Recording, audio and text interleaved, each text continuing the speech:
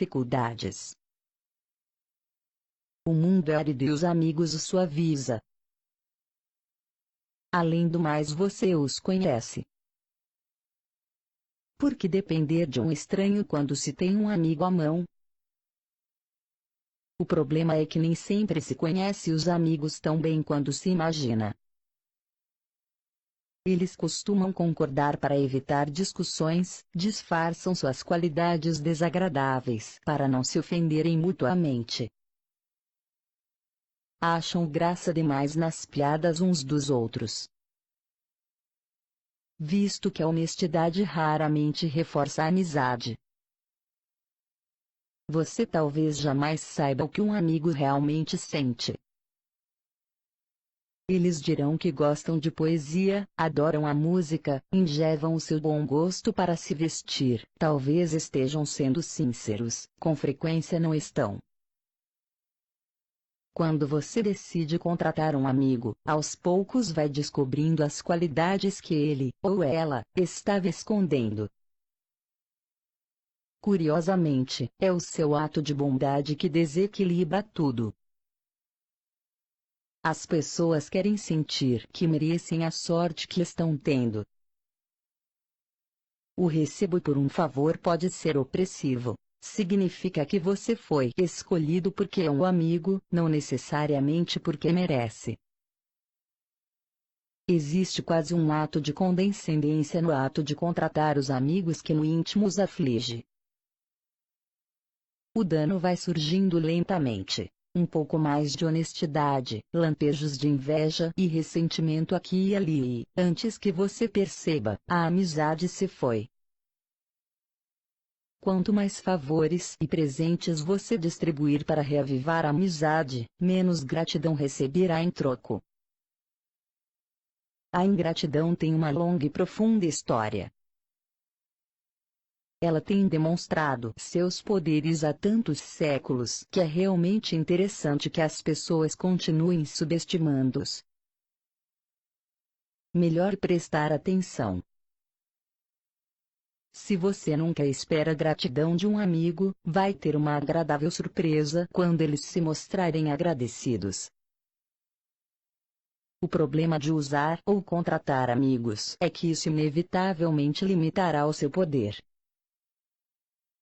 É raro o amigo ser a pessoa mais capaz de ajudar você, e, afinal, capacidade e competência são muito mais importantes do que sentimentos de amizade. Todas as situações de trabalho exigem uma certa distância entre as pessoas. Você está tentando trabalhar, não fazer amigos. A amizade, real ou falsa, só obscurece esse fato. A chave do poder, portanto, é a capacidade de julgar quem é o mais capaz de favorecer os seus interesses em todas as situações. Guarde os amigos para a amizade, mas para o trabalho prefira os capazes e competentes. Seus inimigos, por outro lado, são uma mina de ouro escondida que você deve aprender a explorar. Como disse Lincoln, você destrói um inimigo quando faz dele um amigo. Sem inimigos à nossa volta, ficaríamos preguiçosos. Um inimigo nos calcanhares aguça nossa percepção, nos mantém concentrados e alertas. Às vezes, então, é melhor usar os inimigos como inimigos mesmo, em vez de transformá-los em amigos ou aliados. Um inimigo nitidamente definido é um argumento muito mais forte a seu favor do que todas as palavras que você conseguir usar. Jamais deixe que a presença de inimigos o perturbe ou aflija. Você está muito melhor com um ou dois adversários declarados do que quando não sabe quem é o seu verdadeiro inimigo. O homem de poder aceita o conflito, usando o inimigo para melhorar a sua reputação como um lutador seguro, em quem se pode confiar em épocas incertas. O inverso. Embora em geral seja melhor não misturar trabalho com amizade, há momentos em que um amigo pode ser mais eficaz do que um inimigo.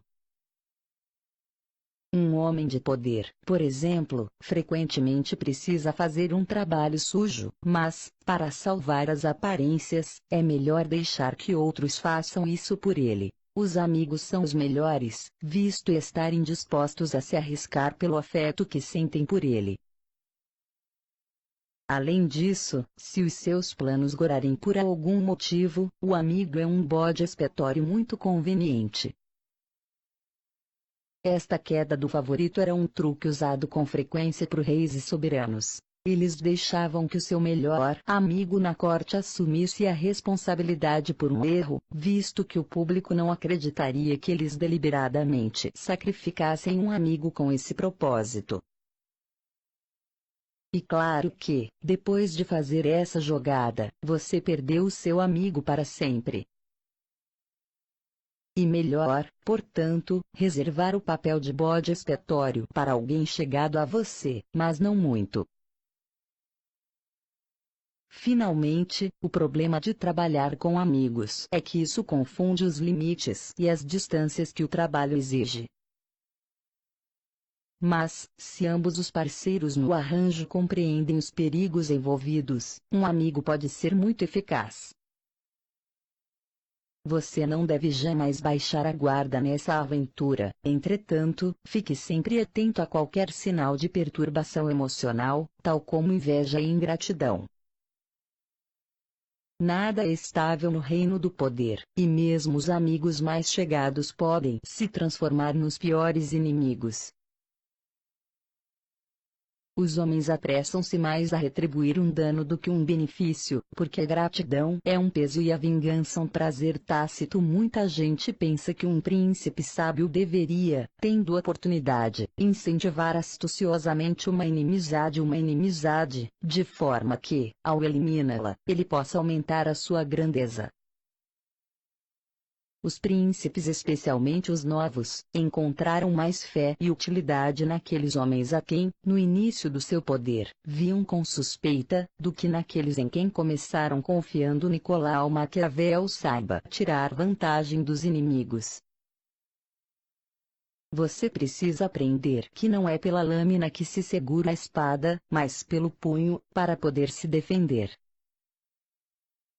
O sábio lucra mais com seus inimigos do que o tolo com seus amigos. Baltazar Gracián. Lei 3. Oculte suas intenções. Mantenha as pessoas na dúvida e no escuro, jamais revelando o propósito de seus atos.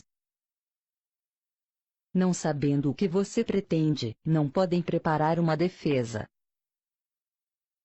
Leve-as pelo caminho errado até bem longe, envolva-as em bastante fumaça e, quando elas perceberem as suas intenções, será tarde demais.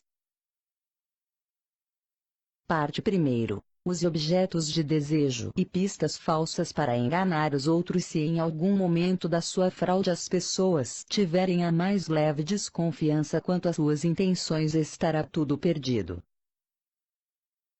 Não lhes dê oportunidade de perceber o que você pretende. Disfarce colocando pistas falsas pelo caminho. Use falsa sinceridade, envie sinais ambíguos, invente objetos de desejo desorientadores. Incapazes de distinguir o falso do verdadeiro, elas não podem ver o seu objetivo real. As pessoas na sua maioria são como um livro aberto. Elas dizem o que sentem, não perdem a oportunidade de deixar escapar opiniões e, constantemente, revelam seus planos e intenções. Elas fazem isso por vários motivos. Primeiro, é fácil e natural querer sempre falar dos próprios sentimentos e planos para o futuro. É difícil controlar a língua e monitorar o que se revela. Segundo, muitos acreditam que sendo honestos e francos estão conquistando o coração das pessoas e mostrando a sua boa índole. eles estão imensamente iludidos. A honestidade é na verdade uma faca sem fio, mais sangra do que corta. A sua honestidade provavelmente vai ofender os outros. É muito mais prudente medir as suas palavras, dizer às pessoas o que elas querem ouvir, em vez da verdade nua e crua que é o que você sente ou pensa. Mais importante, sendo despoderadamente franco, você se torna tão previsível e familiar que é quase impossível inspirar respeito ou temor, e a pessoa que não desperta esses sentimentos não acumula poder. Se você deseja poder, põe imediatamente a honestidade de lado e comece a treinar a arte de dissimular suas intenções.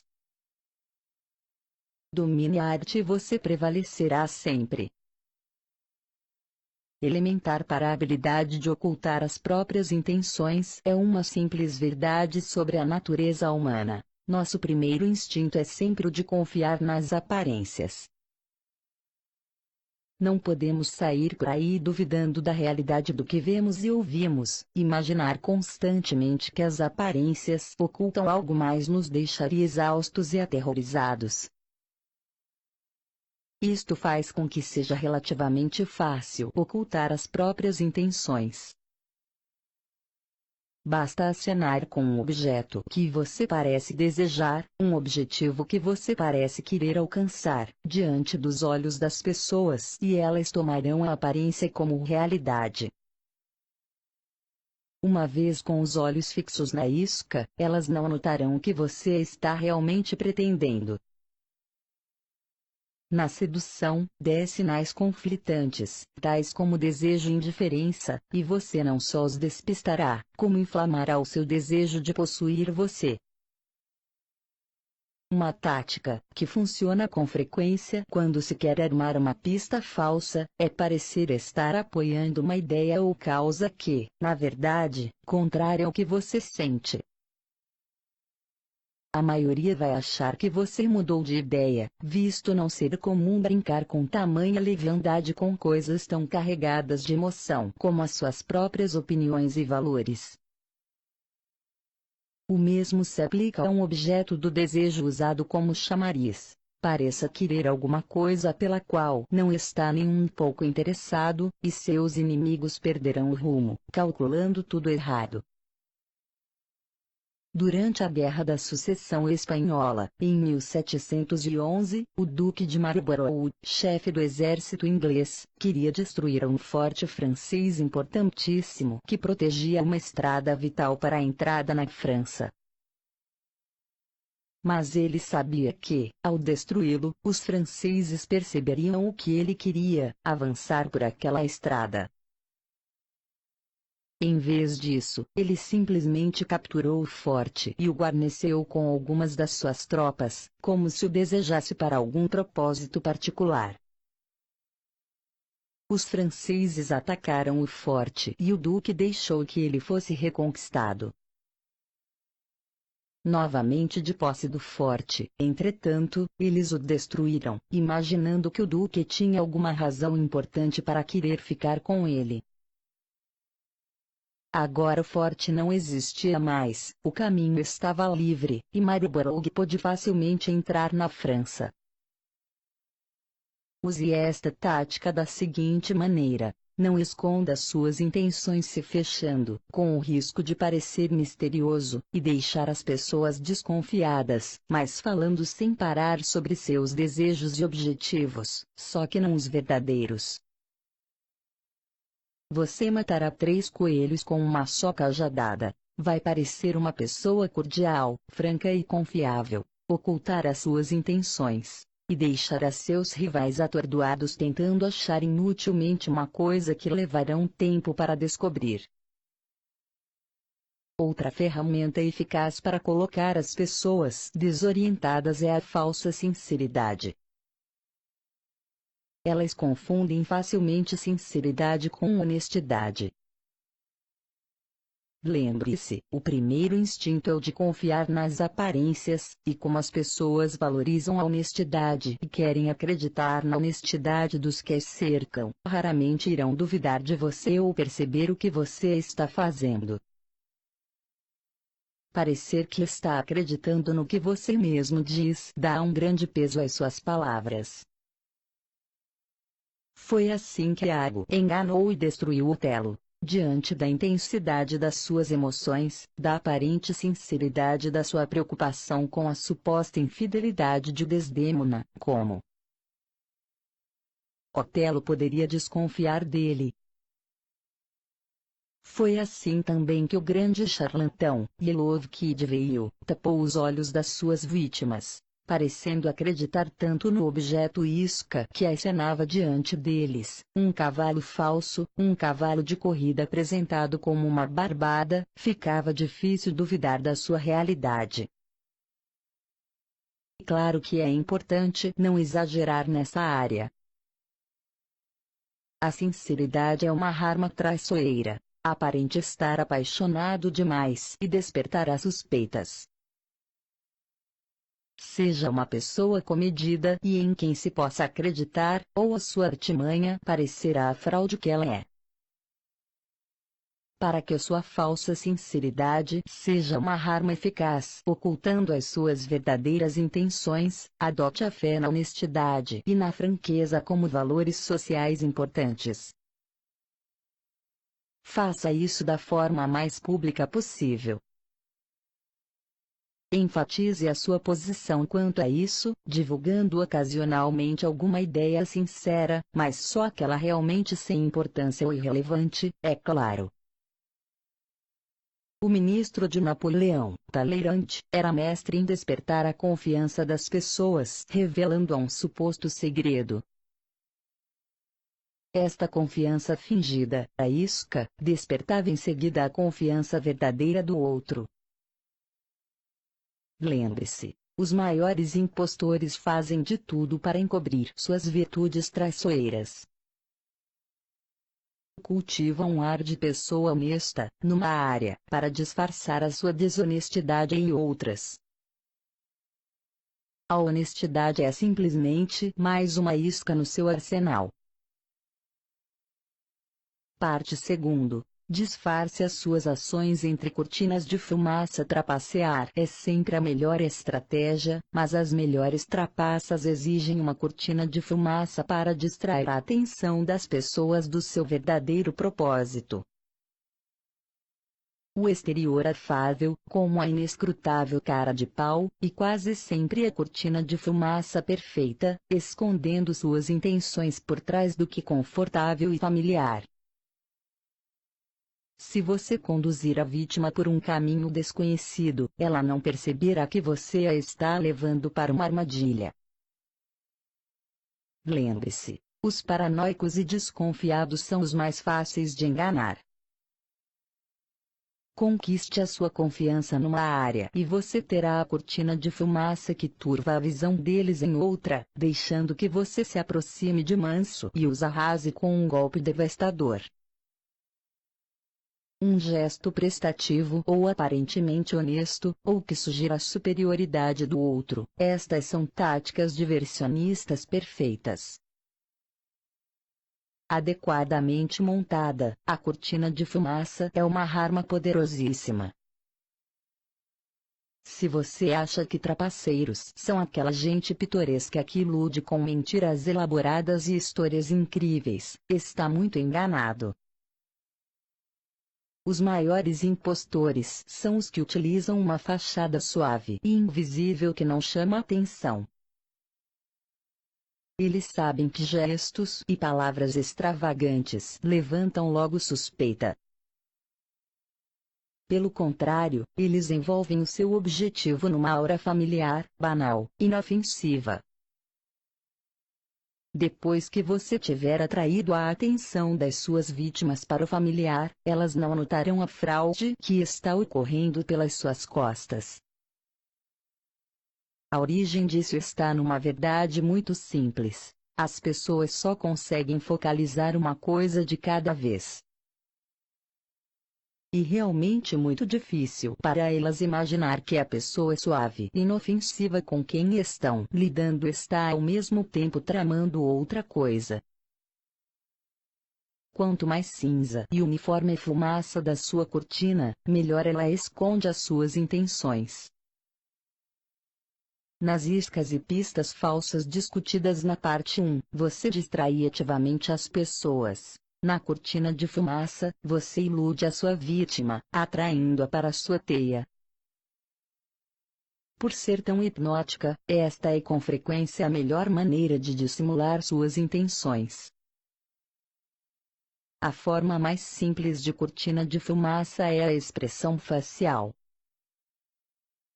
Por trás de um exterior brando e legível, podem estar sendo tramados todos os tipos de ações violentas e prejudiciais, sem serem percebidas. Esta é uma arma que a maioria dos homens poderosos na história aprendem a usar à perfeição. Dizia-se que ninguém era capaz de ler o rosto de Franklin D. Roosevelt. O barão James Rothschild teve por hábito, durante toda a sua vida, disfarçar o que estava realmente pensando com sorrisos afáveis e olhares indefiníveis. Stendhal escreveu a respeito de Talleyrand: jamais um rosto serviu tão pouco de barômetro. Henry Kissinger fazia seus adversários numa mesa de negociação chorar de tédio, com seu tom de voz monótono, seu olhar inexpressivo, seus detalhamentos intermináveis. E aí, quando já estavam com o olhar esgazeado, ele os atingia de repente com uma relação de termos ousados. Apanhados desprevenidos, intimidavam-se facilmente. Como explica um manual de pôquer, na sua vez de jogar, o bom jogador raramente é um ator. Pelo contrário, ele pratica um comportamento frio que minimiza os padrões legíveis, frustra e confunde o adversário e permite mais concentração. Um conceito adaptável, a cortina de fumaça pode ser praticada em vários níveis, todos jogando com os princípios psicológicos da distração e da desorientação. Uma das cortinas de fumaça mais eficazes é o gesto nobre. As pessoas querem acreditar que gestos aparentemente nobres são autênticos, porque é uma crença agradável. Elas raramente notam como eles enganam. O comerciante de peças de arte Joseph Duvier se viu certa vez diante de um terrível problema. Os milionários que pagavam tão bem por seus quadros não tinham mais tanto espaço nas suas paredes, e, com os impostos sobre herança subindo cada vez mais, parecia pouco provável que continuassem comprando. A solução foi a National Gallery of Art, em Washington, D.C., que Duvier ajudou a criar em 1937, conseguindo que André Millon doasse a sua coleção. A National Gallery era a fachada perfeita para Duvier. Num só gesto, seus clientes fugiam aos impostos, abriam espaço nas paredes para novas aquisições e reduziam o número de quadros no mercado, mantendo a pressão que aumentava o seu preço. Tudo isto enquanto os doadores aparentavam ser benfeitores da sociedade. Outra cortina de fumaça eficaz é o padrão, quando se estabelece uma série de ações que seduzem a vítima e a fazem acreditar que as coisas continuarão sempre da mesma maneira. O padrão joga com a psicologia da expectativa. Nosso comportamento se encaixa no padrão, ou assim gostamos de pensar. Em 1878, o barão ladrão americano Jay Gould criou uma empresa que começou a ameaçar o monopólio da companhia de telégrafos Western Union. Os diretores da Western Union resolveram comprar a empresa de Gould. Foi preciso dispor de uma quantia considerável, mas eles achavam que tinham conseguido se livrar de um irritante adversário.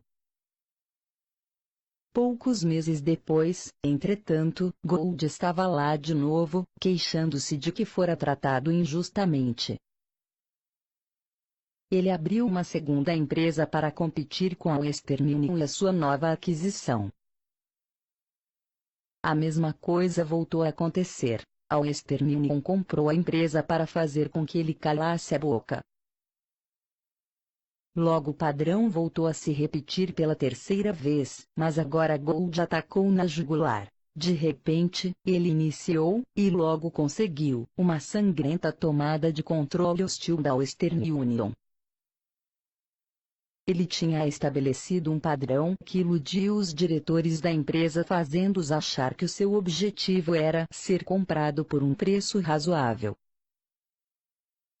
Depois de comprar, eles relaxavam e não percebiam que estavam na verdade apostando mais alto.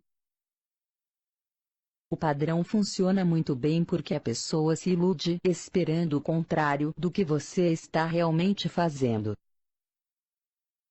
Outra fraqueza psicológica que serve de base para se construir uma cortina de fumaça é a tendência que as pessoas têm de confundir aparência com realidade. A ideia de que se alguém parece fazer parte do seu grupo, é porque faz realmente.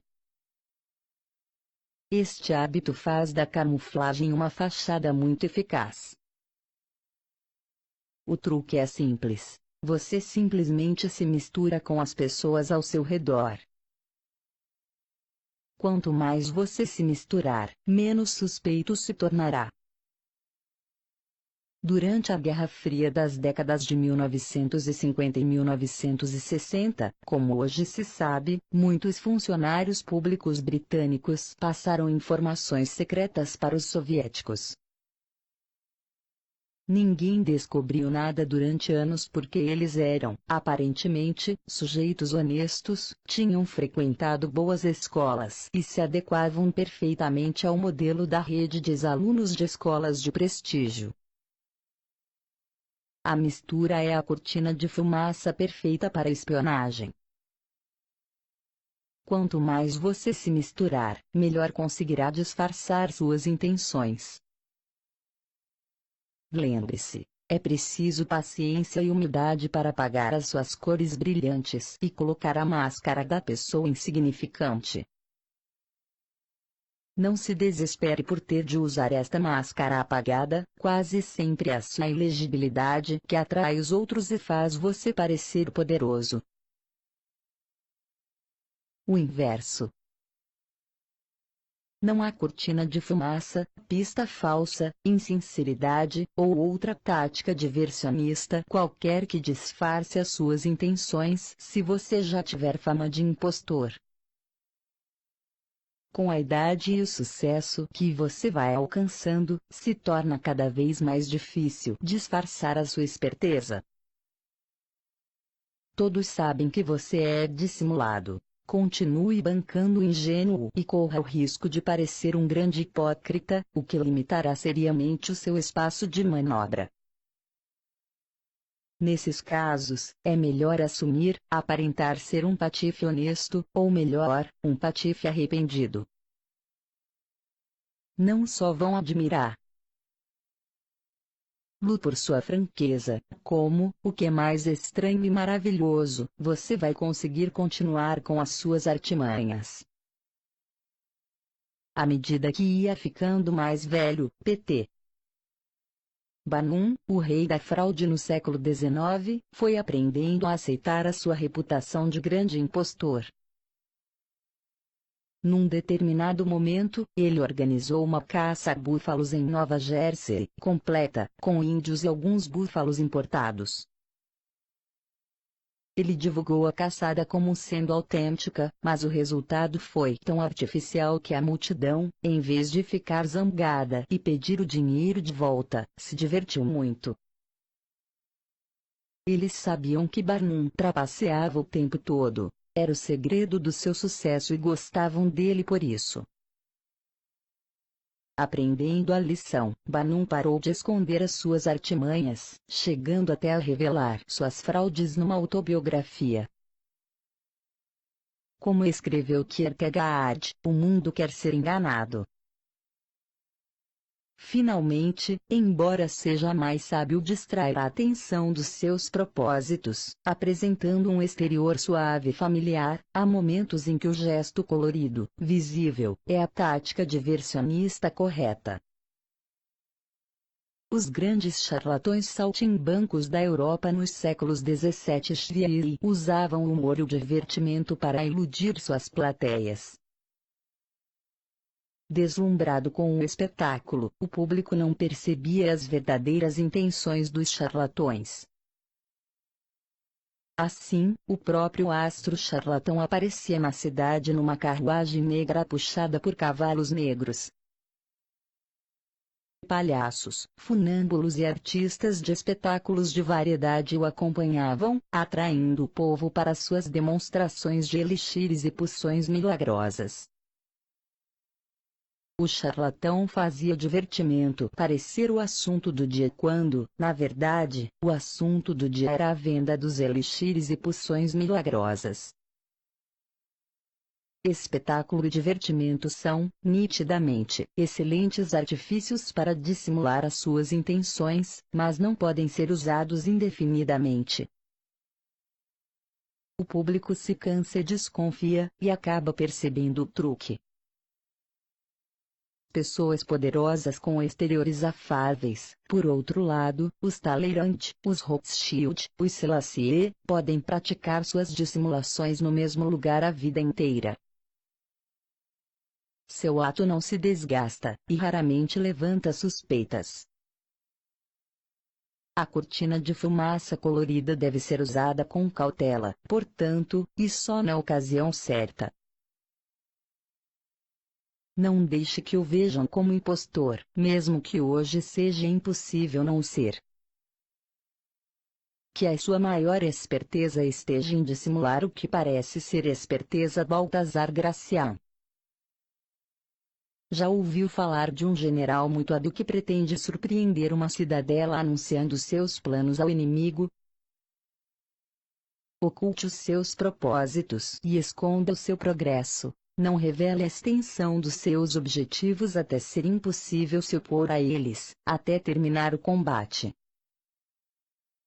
Conquiste a vitória antes de declarar a guerra. Em resumo, imite aqueles guerreiros cujas intenções ninguém sabe, exceto o país destruído por onde eles passaram. Nimon de Lenclos, 1623-1706. Lei 4. Diga menos do que o necessário. Quando você procura impressionar as pessoas com palavras, quanto mais você diz, mais comum aparenta ser, e menos controle da situação parece. Terça-feira. Mesmo que você esteja dizendo algo banal, vai parecer original se você o tornar vago, amplo e enigmático. Pessoas poderosas impressionam e intimidam falando pouco. Quanto mais você fala, maior a probabilidade de dizer uma besteira. O poder é de várias maneiras um jogo de aparências, e, quando você diz menos do que o necessário, inevitavelmente parecerá maior e mais poderoso do que é. O seu silêncio deixará as pessoas pouco à vontade. Os seres humanos são máquinas de interpretar e explicar. Precisam saber o que o outro está pensando. Se você controla cuidadosamente o que revela, eles não conseguirão penetrar nas suas intenções ou nos seus pensamentos. As respostas curtas que você der o seu silêncio os colocarão na defensiva, e eles, nervosos, se apressarão a preencher o silêncio com diversos comentários que acabam revelando informações valiosas sobre eles mesmos e as suas fraquezas. Eles sairão de uma reunião com você sentindo-se roubados, irão para casa a pensar em todas as palavras que você disse. Esta atenção extra às suas parcas observações só aumentará o poder que você tem. Dizer menos do que o necessário não é só para os reis e estadistas. Em quase todas as áreas da vida, quanto menos você diz, mais profundo e misterioso parece. Quando jovem, o artista Andy Warhol teve a revelação de que era impossível convencer as pessoas a fazer o que se queria delas apenas conversando. Elas se voltariam contra você, subverteriam os seus desejos, desobedeceriam a você por simples perversidade. Certa vez ele disse a um amigo: aprendi que na verdade você tem mais poder quando fica de boca fechada. Falando menos do que o necessário, você cria a aparência de significado e de poder. Também, quanto menos você diz, menor é o risco de falar uma bobagem ou até algo perigoso. Em 1825, um novo czar, Nicolau I, subiu ao trono da Rússia.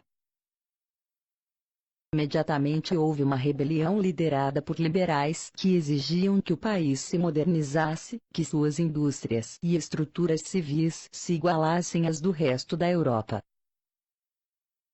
Esmagando brutalmente esta revolta, a insurreição de dezembro, Nicolau I condenou à morte um de seus líderes, Kondrat Ryleyev. No dia da execução, Ryleyev subiu ao patíbulo, a corda no pescoço. O alçapão se abriu, mas, quando Ryleyev ficou suspenso no ar, a corda se rompeu e ele foi ao chão. Na época, essas ocorrências eram sinal da providência ou vontade divina, e quem se salvasse da morte dessa forma costumava ser perdoado. Quando Ryleyev se levantou, sujo e arranhado, mas acreditando que estava com o pescoço a salvo, gritou para a multidão: estão vendo, na Rússia não sabem fazer nada direito, nem mesmo uma corda. Um mensageiro seguiu imediatamente para o Palácio de Inverno com a notícia do enforcamento que não tinha acontecido. Apesar de irritado com essa reviravolta frustrante, Nicolau I começou a assinar o perdão. Mas aí, Ryleyev disse alguma coisa depois deste milagre? O czar perguntou ao mensageiro. Senhor, o mensageiro respondeu, ele disse que na Rússia não se sabe nem fazer uma corda nesse caso, disse o czar, vamos provar o contrário, e rasgou o perdão. No dia seguinte, Ryleyev foi para a forca de novo. Desta vez a corda não se partiu. Aprenda a lição. As palavras, depois de pronunciadas, não podem ser tomadas de volta. Mantenha-as sob controle. Cuidado particularmente com o sarcasmo. A satisfação momentânea que se tem dizendo frases sarcásticas será menor do que o preço que se paga por ela. O inverso. Há momentos em que não é sensato ficar calado. O silêncio pode despertar suspeitas e até insegurança, especialmente nos seus superiores. Um comentário vago, ambíguo pode expor você a interpretações com as quais não contava. Ficar em silêncio e dizer menos do que o necessário são técnicas que devem ser praticadas com cautela, portanto, e na ocasião certa. Ocasionalmente, é mais sensato imitar o bobo da corte, que se faz de tolo mas sabe que é mais esperto do que o rei. Ele fala, e distrai todo mundo, ninguém desconfia de que ele não é tão tolo assim. Às vezes, as palavras também funcionam como uma espécie de cortina de fumaça quando você quer enganar os outros. Enchendo seus ouvintes com palavras, você os distrai e hipnotiza. Quanto mais você falar, menos eles desconfiam de você. A verborragia não é percebida como maliciosa e manipuladora, mas como sinal de incompetência e ingenuidade. Isto é o inverso da política do silêncio utilizada pelos poderosos. falando mais, e parecendo mais fraco e menos inteligente do que é, você pratica a dissimulação com muito mais facilidade. Não abra a boca antes dos seus subordinados. Quanto mais você permanecer calado, mais rápido os outros começam a dar com a língua nos dentes. Quando eles movem os lábios e dão com a língua nos dentes, eu posso compreender suas verdadeiras intenções. Se o soberano não é misterioso, os ministros terão oportunidade de se aproveitar. Anfei Tse, filósofo chinês, século III AC. Lei 5. Muito depende da reputação, dê a própria vida para defendê-la. A reputação é a pedra de toque do poder. Com a reputação apenas você pode intimidar e vencer. Um deslize, entretanto, e você fica vulnerável, e será atacado por todos os lados. Torne a sua reputação inexpugnável. Esteja sempre alerta aos ataques em potencial e frustre-os antes que aconteçam. Enquanto isso, aprenda a destruir seus inimigos minando as suas próprias reputações. Depois afaste-se e deixe a opinião pública acabar com eles. As pessoas que nos cercam, até nossos melhores amigos, serão sempre até um certo ponto misteriosas e inescrutáveis. Suas personalidades possuem nichos secretos que elas não revelam. Se ficarmos pensando muito nisso, o mistério dos outros pode ser uma coisa incômoda porque tornaria impossível para nós julgar realmente as outras pessoas. Portanto, preferimos ignorar este fato e julgar as pessoas pela aparência, pelo que é mais visível aos nossos olhos, roupas, gestos, palavras, atos.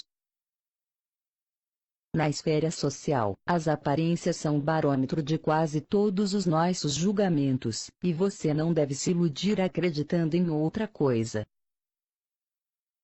Um escorregão em falso, uma estranha ou repentina mudança na sua aparência, pode se mostrar desastroso. Esta é a razão da suprema importância de fazer e manter uma reputação que tenha sido criada por você mesmo. Essa reputação protegerá do perigoso jogo das aparências, distraindo os olhos inquisidores dos outros e impedindo que eles saibam como você é realmente, e dando a você um certo controle sobre como o mundo o julga, uma posição poderosa. A reputação tem um poder mágico. Com um só golpe da varinha, ela pode dobrar a sua força. Pode também fazer as pessoas fugirem de você em disparada. Se as mesmas ações parecem brilhantes ou horríveis, depende inteiramente da reputação de quem as praticou. No início, você deve se esforçar para criar uma reputação por uma qualidade importante, seja generosidade, honestidade ou astúcia. Esta qualidade o colocará em evidência e fará com que falem de você. Aí, então, faça com que o maior número possível de pessoas conheça a sua reputação, sutilmente, entretanto. Tome cuidado para construí-la aos poucos, e sobre bases firmes, e veja como ela se espalha como fogo selvagem. Uma sólida reputação aumenta a sua presença, exagerará a sua força sem que você precise gastar muita energia. Ela também pode criar uma aura ao seu redor que infunde respeito, até medo. Como se diz, a sua fama inevitavelmente chega antes, e se ela inspira respeito, grande parte do trabalho já estará feito quando você entrar em cena, ou pronunciar uma simples palavra. O seu sucesso parece predestinado por seus triunfos no passado. Faça com que a sua reputação seja simples e baseada numa qualidade autêntica. Esta única qualidade,